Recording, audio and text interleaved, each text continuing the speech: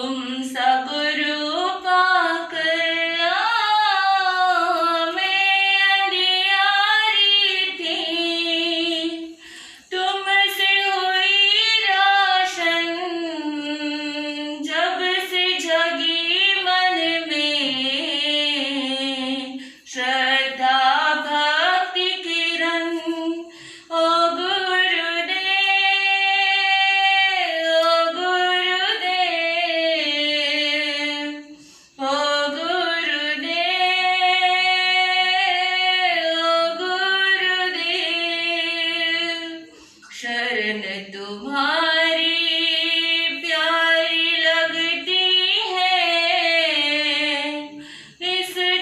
मैं एक्सप्रेस नहीं कर सकती कि इतना प्यारा। सच्ची मतलब आपका आवाज सुन के ऐसा लगा कि अभी गुरुदेव हमारे आसपास है और मतलब मैं एक्सप्रेस नहीं कर सकती कि इतना प्यारा। सच्ची मतलब आपका आवाज सुन के ऐसा लगा कि अभी गुरुदेव हमारे आसपास है और मतलब मैं एक्सप्रेस नहीं कर सकती कि इतना मेरे भाव को लगाया हो। बहुत बढ़िया, बहुत बढ़िया। तो फिर अभी मैं प्रियंका दीदी के पास आऊंगी, थोड़ा सा परेशान करूंगी। तो मुझे मतलब आपका लाइफ के बारे में थोड़ा सा कुछ जानना है। क्या जानना चाहते हैं? मतलब कि आपकी पढ़ाई क्या हुई है, आपका बैकग्राउंड क्या था, और फिर आप मतलब ये सब ऐसा क्यों अपनाया? मैंने सॉफ्टवेयर इंजीनियरिंग डिप्लोमा किया है, BCMC किया है।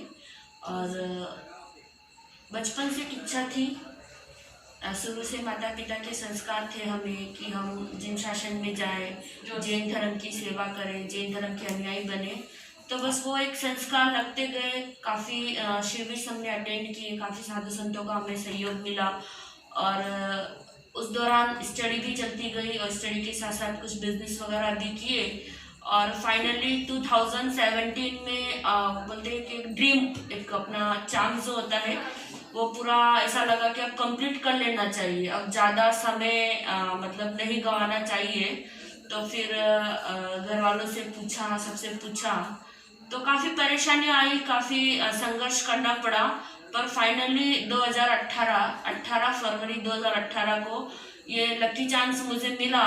और जो कपड़े आप अभी पहने हुए हो वो कपड़े छोड़ करके मैंने ये श्वेत वस्त्र धारण किए। और ये पहनने के बाद ऐसा लगता है कि मानो मतलब जीवन में बहुत अच्छा परिवर्तन आया है। अपना जीवन एक जिस उद्देश्य से हमने ये दीक्षा ग्रहण की, संयम ग्रहण किया, तो ऐसा लगता है कि वास्तव में इसमें कुछ तो है। ऐसे ही गुरु भगवंत नहीं बोलते, तीर्थंकर नहीं बोलते हैं चारित्र अंगीकार करने के लिए, पर जब स्वयं ने किया तो इस चीज को अनुभव भी किया। बहुत बढ़िया, बहुत बढ़िया। मतलब आज के ज़माने में प्रियंका दीदी जी एक बिजनेसमैन भी रह चुकी है, और इस ज़माने में हर किसी को पैसा चाहिए, सारा धन दौलत संपत्ति चाहिए, लेकिन ये सारा छोड़ के अगर वो ऐसा पेशा अपना रही है तो ज़रूर कोई बात तो है। बहुत बढ़िया। और फिर आपको क्या लगता है कि आज के ज़माने की जो स्त्री है उसे कितना आगे जाना चाहिए और कितने लिमिट्स रखने चाहिए खुद के? देखिए, आगे जाने की तो कोई लिमिट्स नहीं होती है, क्योंकि भारत की पहली प्रधानमंत्री थी वो भी नारी थी। और हमारे इसमें कहते हैं कि जिन्होंने तीर्थंकर को जन्म दिया वो भी पहली स्त्री ही थी। अगर इस धरती की कोई कल्पना करे तो हर एक चीज स्त्री से हुई है। पर कैसा है कि हर एक चीज की अपनी मर्यादा होती है। जरूरी नहीं कि स्त्री मात्र घर की सिर्फ 4 दीवारों तक ही सीमित रहे, पर अपने लहजे में, अपनी मर्यादाओं में रहकर के वो आसमान भी छू सकती है, तो माउंट एवरेस्ट की चोटी पर भी चढ़ सकती है, तो भारत की प्रधानमंत्री बनकर के भारत को संभाल भी सकती है। पर उसमें उसने योग्यता और कैपेसिटी की प्रखरता जो होनी चाहिए वो उसको बाहर लाने का प्रयास है। पर हर एक चीज का स्त्री का अपना लहजा होना चाहिए, अपना एक तरीका होना चाहिए। मैं ये मानती हूँ कि अपने माता पिता बहुत अरमान सजाते हैं हमारे लिए कि हमारी बेटी एक अच्छी एजुकेटेड हो, एक अच्छी बिजनेसमैन हो, या एक अच्छी राजनेता बने, या एक अच्छा मार्ग चूज करे। उनके सपने साकार करने के लिए हमें वैसे हमारे सपने बनाने पड़ते हैं, और वैसे सपने हमारे तब बनेंगे कि जब हम उनके बताए हुए पदचिन्हों पे चलेंगे। क्योंकि आज की जब हम जनरेशन्स देखते हैं, आज की जनरेशन्स की बात आती है, आज की लड़कियों की बात आती है, तो आजकल की लड़कियां माता पिता का कुछ भी नहीं देखती। बहुत सी जगह हमें ऐसा देखने को मिलता है कि रात को 12-12, 1-1 बजे तक बच्चे घूम रहे हैं अपने दोस्तों के साथ में, कॉलेज के सर्कल्स के साथ में। आप घूमो, आपके पेरेंट्स आपको मना नहीं कर रहे, पर उस जो 12 बजे घूम रहे हो तो आप 8 बजे तक की लिमिट कर लो। आपके पेरेंट्स आपको कभी किसी चीज के लिए बंदिश नहीं करेंगे, पर उसकी कुछ कंडीशंस हमें हमारे सामने रखने की आवश्यकता है कि हम उन्हें अपना फ्रेंड समझें, अपने दिल की हर एक बात उनके साथ शेयर करें। अगर हमारे पेरेंट्स ने हमें मोबाइल दिलाया है तो हम उस मोबाइल का भी यूज अच्छी जगह करें, ना कि इसका मिसयूज कर लें। क्योंकि बहुत सी ऐसी चीजें होती हैं जो मोबाइल के कारण हमारे जीवन को कहां से कहां लेकर के चली जाती है। तो मैं आज की सभी गर्ल्स से यही कहना चाहूंगी कि आप हर एक फील्ड में आगे बढ़ो, पर अपनी मर्यादाओं के साथ में, अपनी सभ्यता के साथ में और अपने संस्कारों के साथ में आगे बढ़ोगे तो आप ही नहीं पूरे भारत का नाम रोशन अवश्य होगा। बहुत अच्छी बात है। मतलब कि आज के ज़माने में गर्ल्स को आगे पढ़ना भी चाहिए और जो भी कुछ लिमिट्स है वो खुद में डालनी चाहिए। नहीं ये चीज़ सही है, ये गलत है, इसका हमें खुद में डिफरेंस पता होना चाहिए, हमें उससे पढ़ना चाहिए, सीखना चाहिए उससे। और दीदी जी, मैं मतलब आज के ज़माने में बहुत सारे लोग हैं जो बस दुख दुख दुख, बस इसके आगे कुछ बात ही नहीं करते। कोई भी बात करे, अभी आपके भी मतलब आप सुबह से यहाँ है, बहुत सारे लोग हैं, क्या बोलते हैं, बस उनका प्रॉब्लम लेके आते हैं। तो इस प्रॉब्लम पे आप क्या बात करेंगे? ऐसा है, ये तो हमारे मन का प्रॉब्लम है सबसे बड़ा। हमारे जीवन में कोई चीज दुख होता ही नहीं है, ये दुख हमने स्वयं ने हमारे जीवन के अंदर इनपुट किया है। और बहुत सी चीजें ऐसी हो जाती है जिसे हम पाना चाहते हैं, तो वैसे अब हमारी कैटेगरी हो गई कि हमें दुख पाना है और सुख को खोना है। अगर हम दुख को आउटपुट कर लेंगे और सुख को इनपुट कर लेंगे ना, तो हमें किसी के पास जाने की जरूरत ही नहीं पड़ेगी। हमारे स्वयं के भीतर में एक परमात्मा बैठा हुआ है जो हमें सुख की हर पल आनंद की अनुभूति करवाता है। बस यह है कि हमें उसे समझना चाहिए। और अगर हम वास्तव में सकारात्मक सोच से आगे बढ़ेंगे, पॉजिटिव थिंकिंग लेकर के आगे बढ़ेंगे, दूसरों का फील्ड ना देख करके हम आगे बढ़ेंगे। हाँ, फील्ड इसलिए देखो कि वहां से हमें कुछ प्रेरणा मिले, ना कि इसलिए देखो कि वहां हमें तकलीफ हो कि हम उसकी प्रगति को देख करके ईर्ष्या रखें, दुख में आ जाए। वो नहीं होना चाहिए। दुख की एक लिमिटेशंस कर देनी चाहिए हमें हमारे जीवन के अंदर कि कभी हमारे जीवन में दुख आए ही नहीं, और दुख आएगा नहीं तो हमें किसी के पास जाना नहीं पड़ेगा, और हम किसी के पास जाएंगे नहीं तो हमारी सोच आगे से आगे पॉजिटिव होती चली जाएगी। सही बात है।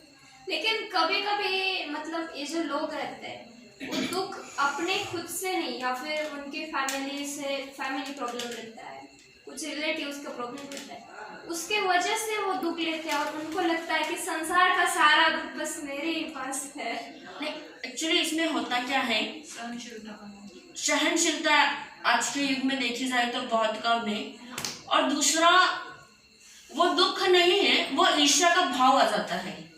वहाँ हमारे मन में अहंकार का भाव आ जाता है। आपने बहुत अच्छा क्वेश्चन किया कि फैमिली वालों की तरफ से हमें कभी दुख मिल जाता है, या फिर बड़ों की तरफ से दुख मिल जाता है, या फ्रेंड सर्कल्स की तरफ से दुख मिल जाता है। अभी जैसे आपके पेरेंट्स आपको मोबाइल नहीं लेने देंगे तो भी आपको दुख होगा, पर उसके पीछे उनकी अच्छी भावनाएं जो रहती है हम वो नहीं समझ पाते। हमारे पेरेंट्स एक लिमिट तक हमारे ऊपर इसलिए बंदिश लगाते हैं कि हमारा भविष्य सिक्योर रहे। दुख हमारे मन का है, उस दुख को उत्पन्न हम करते हैं। अगर किसी ने हमें डांट दिया या किसी ने हमें कुछ बोल दिया तो मेरा ये मानना है कि उस चीज को वही लेट गो कर दो, उस चीज को वही छोड़ दो। उसको हम जितना पानी लगाएंगे, एक को नहीं 50 जन को बोलेंगे, वो चीज उतनी ही बढ़ेगी। तो कोई अगर हमारे सामने आसमान को छू रहा है तो हमें ये बोलना चाहिए कि उसको देख करके और लोग छुए, तो वो दुख वैसे ही खत्म हो जाएगा। पर हम ये सोचने के नहीं, उसने छुआ मैंने नहीं छुआ, तो हमारी पीड़ा बढ़ जाएगी। पर हम ये सोचे कि उसने छुआ है और मैं छू करके ही बताऊंगा और मेरे साथ में बहुत सारे जन छुएंगे, तो वह दुख समाप्त हो जाएगा और उस चीज को छूने के लिए जीवन में ऑटोमेटिकली सुख आ जाएगा। बहुत अच्छी। और मतलब अभी क्या चल रहा है कि आज के ज़माने में मतलब हम बस दुखड़ा ही गाते रहते हैं, और इसके वजह से सामने वाला जो व्यक्ति रहता है, कभी कभी जो मतलब सामने वाला व्यक्ति हमारे सुख से परेशान होता है। तो इससे आप क्या कहना चाहेंगे? नहीं, सुख से तो कोई व्यक्ति परेशान नहीं होता, मेरा ये मानना है। नहीं मतलब हमारा सुख देख के सामने वाले को बहुत परेशानी। वही चीज मैं आपको बोल रही हूँ कि उस समय व्यक्ति को अपनी सोच का परिवर्तन लाना चाहिए। मैंने आपको जैसे पहले भी बोला था कि व्यक्ति दूसरों को देख करके नहीं जले, दूसरे को देख करके दुख का भाव नहीं लाए। सिर्फ वो यह सोचे कि अगर उस व्यक्ति ने ऐसा कार्य किया है, अभी जैसे हम हैं, अगर हम दोनों कहीं अच्छा चौमासा कर रहे हैं या हमारे ऊपर गुरुदेव की असीम कृपा है, तो वैसा प्रयास उन लोगों को भी करना चाहिए कि उनको इतना मिल रहा है तो हमें भी मिलना चाहिए। हम भी उस योग्य बन सकते हैं, हम में भी वही कैपेसिटी है। उनके भी 2 हाथ, 2 पाँव, 2 आंख, 2 कान, 2 नाक है, और हमारे को भी वही चीज मिली है। बस फर्क ये है हमारा माइंड। ये जो कुछ खेल होता है हमारे मन और हमारे माइंड का होता है, हमारी सोच का होता है। अगर हम दूसरों को खुश देख करके हम स्वयं दुखी होंगे तो मेरा ये मानना है कि ये हमारी सबसे बड़ी मूर्खता है। उसको देख करके हमें डबल खुश होना चाहिए, तो ये हमारी सबसे बड़ी अच्छाई है कि उसके खुश में हम भी खुश है और उसके दुख में हम भी दुखी है। तो वो सामने वाला सोचेगा नहीं यार, इस व्यक्ति को देखो, मेरे दुख में भी मेरे पास आकर के दुखी हो रहा है, और आज मैं सुख हूँ, तो वो खुशियां ऑटोमेटिकली अपने पास बांटने को आ जाएगा। अगर हम मन के विचारों को इस तरह से रखेंगे तो मुझे नहीं लगता है कि हमको किसी और को खुश देख करके दुखी होने की ऐसी आवश्यकता है। बस ये कि सब कुछ हमारी थिंकिंग, हमारी मेंटेलिटी के ऊपर डिपेंड करता है कि हमारी थिंकिंग बेटर होनी चाहिए, हमारी थिंकिंग लॉसेस वाली नहीं होनी चाहिए, हमारा मेंटेलिटी एकदम हाई लेवल का होना चाहिए, ना कि लो लेवल का होना चाहिए। हम जैसा सोचेंगे हमें रिटर्न में वैसा ही मिलेगा, तो इसलिए हमेशा अच्छा ही सोचो। और मतलब कभी कभी क्या होता है ना कि मतलब हम ऐसे सीधे रास्ते में चलते रहते हैं और फिर परेशान करने वाले इतना परेशान करते हैं ना कि मतलब उन हद ही पार कर देते हैं कि मानो कौन से भी लेवल पे चले जाए। तो फिर क्या उनके जैसा बनना चाहिए या फिर उन्हें अपोज करने के लिए कोई दूसरा तरीका अपनाना चाहिए? देखिए, जीवन एक चुनौती मैं तो ये मानती हूँ, क्योंकि जब तक जिंदगी में कसौटी नहीं आएगी तो हमारी जिंदगी भी पूरी नहीं होगी। और जो रास्ता हमने चूज किया है, जिस रास्ते पे हम जा रहे हैं, अगर वो एकदम सरल होगा तो उसको पार करने का भी मतलब क्या है? तो कहीं ना कहीं तो संघर्ष आना ही चाहिए, कहीं ना कहीं तो चुनौतियां हमारे सामने आनी ही चाहिए, और कोई ना कोई व्यक्ति ऐसा होना ही चाहिए जो हमें चुनौती दे। अगर जब संघर्ष ही नहीं होगा तो वहां तक जाने का मार्ग हमें पता ही कैसे चलेगा। और उस मार्ग को अगर हमें प्राप्त करना है तो जीवन में संघर्षों का अनुभव लेते हुए, क्योंकि कहते हैं ना कि जब माँ एक बच्चे को जन्म देती है तो डायरेक्ट नहीं दे देती, उसको भी 9 महीने अपने गर्भ के अंदर उस शिशु को रखना पड़ता है। उस सुख को, उस दुख को, उस दर्द को, उस पीड़ा को अनुभव करना पड़ता है, तब जाकर के कहीं एक शिशु का जन्म होता है। अगर रोटी बनी है तो क्या हम डायरेक्ट खा लेंगे उसको? उसके लिए भी बड़ा संघर्ष करना पड़ेगा। पहले किसान खेत के अंदर बीज बोएगा, फिर फसल उगेगी, फिर माली आकर के उस धान को काटेगा, फिर उसमें से गेहूं निकलेगा, फिर आप लेकर के आओगे, उसकी सफाई करोगे, फिर आटा पिसोगे, तब भी रोटी नहीं बनेगी। उसके बाद में उस आटे का आप छान करके उसका गोंदोगे, उसका लोया बना करके रोटी बनाओगे, तब भी रोटी नहीं बनी। सेकने के बाद में वो हमारी थाली में आएगी, तब जाकर के हम कहीं खाएंगे। तो एक गेहूं का दाना बनने में इतनी लंबी प्रोसेसिंग है, तो सोचो उसके जीवन में कितना संघर्ष आया होगा। तो हमारे जीवन में क्या संघर्ष है? और जब तक संघर्ष नहीं हो तब तक रास्ता आसान हो तो मतलब भी नहीं है। इसलिए मैं तो मानती हूँ कि जिस लक्ष्य की ओर आप आगे बढ़े हो उसमें संघर्ष आना इसलिए जरूरी है कि वो हर संघर्ष आपको मजबूत करेगा। जिस शिखर तक आपको पहुंचना है, आपका वो शिखर हाई लेवल का करेगा और आपको इतना मजबूत करेगा कि आप वहां तक पहुंचोगे ही पहुंचोगे। नहीं मतलब जो भी हमारे साइड में आ रहा है तो उसे कैसे जवाब देना चाहिए, या उसके तरह बनना चाहिए या फिर मतलब उसे साइड में करना चाहिए? क्या जवाब कैसे देना चाहिए? जवाब तो उसे देना ही पड़ेगा। अगर हम उसे साइड में कर देंगे तो उसको लगेगा कि सामने वाले ने हार मान ली। हमें हार तो कभी माननी नहीं चाहिए, क्योंकि व्यक्ति 2 ही चीजों के लिए जीतता है, एक तो पैसा और दूसरा विजेता। और जो जीवन के अंदर सिकंदर बना है उसी का नाम होगा। अगर सामने वाला व्यक्ति हमें ज्यादा परेशान कर रहा है, हाई लेवल तक परेशान कर रहा है, तो उसका एक सीधा सा इलाज है, शॉर्ट एंड स्वीट में उसका आंसर दो और वहां से अपना रास्ता थोड़ा सा टेढ़ा करके पुनः अपने रास्ते पर आ जाओ। क्योंकि अपन उसके साथ ज्यादा उलझेंगे तो वो हमें ज्यादा परेशानियां देगा। जब तक सहन करने की कैपेसिटी है उसको सहन करो, और जिस दिन सहन नहीं हो उस रास्ते को छोड़ करके थोड़ा रास्ता चेंज कर लो। जाना अपने को जहाँ है वहां के फिर 100 रास्ते खुल जाएंगे, पर जवाब देना चाहिए, क्योंकि जवाब नहीं देंगे तो वो आज हमें नहीं हर एक व्यक्ति को परेशान करेगा। और ऐसा नहीं होना चाहिए, कोई व्यक्ति उससे परेशान होकर के उसको ज्यादा परेशान कर देवे, ये चीज भी लिमिट से नहीं बाहर जानी चाहिए। इसलिए समय के अनुसार हर एक चीज का जवाब देना भी जरूरी है। भाई सही बात है, सही बात है।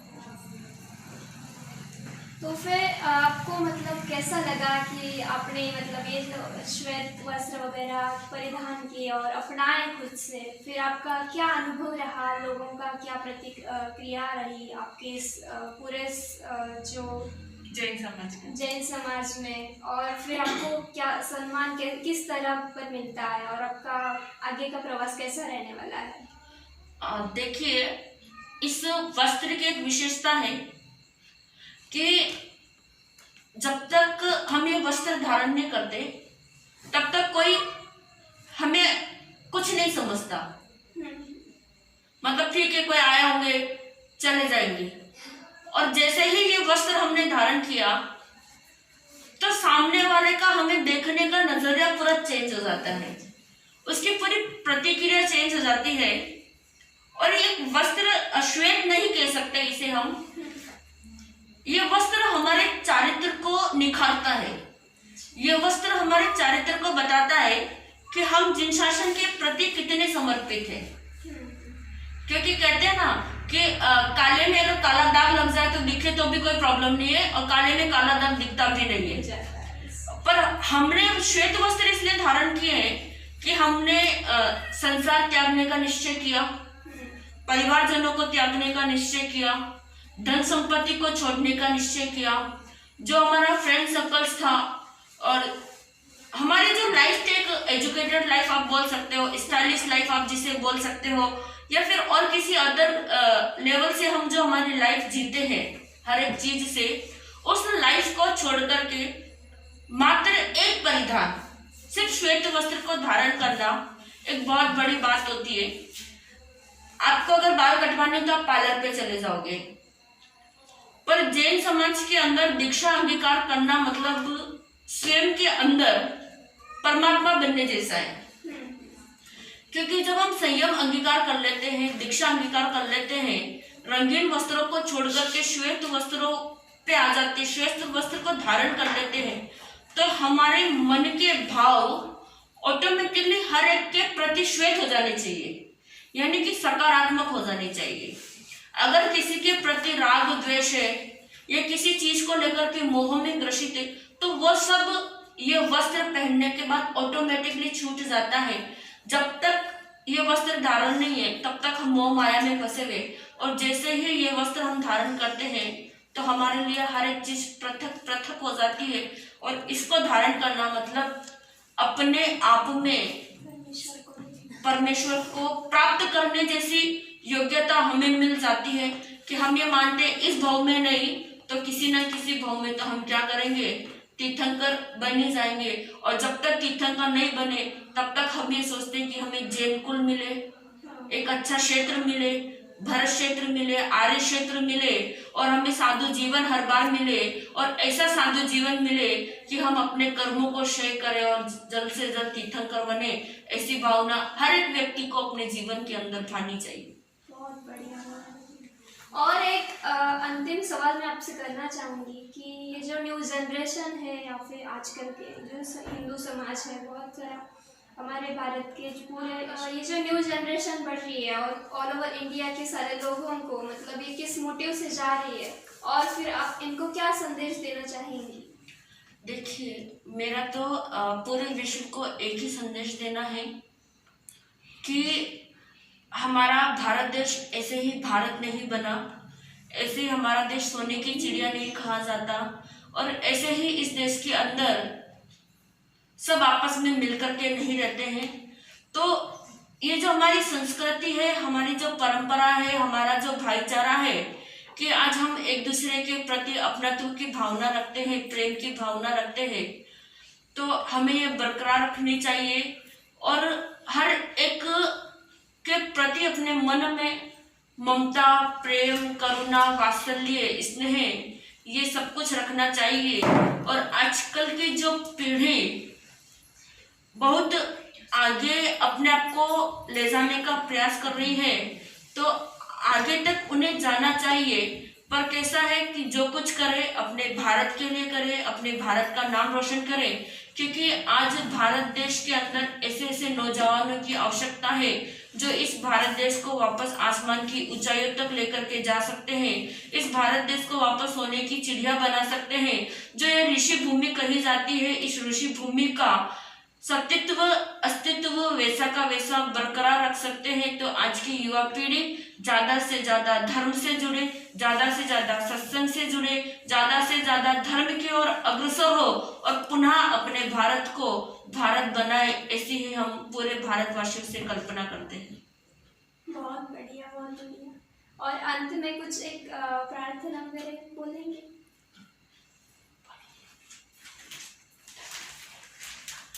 लोगों को ठग कर तू धन को कमाता है, पापों की गठरी सर पे गंदवाता है। लोगों को ठग कर तू धन को कमाता है, पापों की गठरी सर पे गंदवाता है। जब अंत समय होगा तू बड़ा पछताएगा, तेरा ईंधन आखिर कुछ काम नहीं आएगा। जैसा करेगा वैसा भरना पड़ेगा, जैसा करेगा वैसा भरना पड़ेगा। चोरी के धन से सुख कैसे मिल सकता, दुख का दरवाजा बसीस से खुलता। दौलत वाले कौन सुखी है ये तो मुझे बता, तेरा पाप आखिर तेरे साथ जाएगा।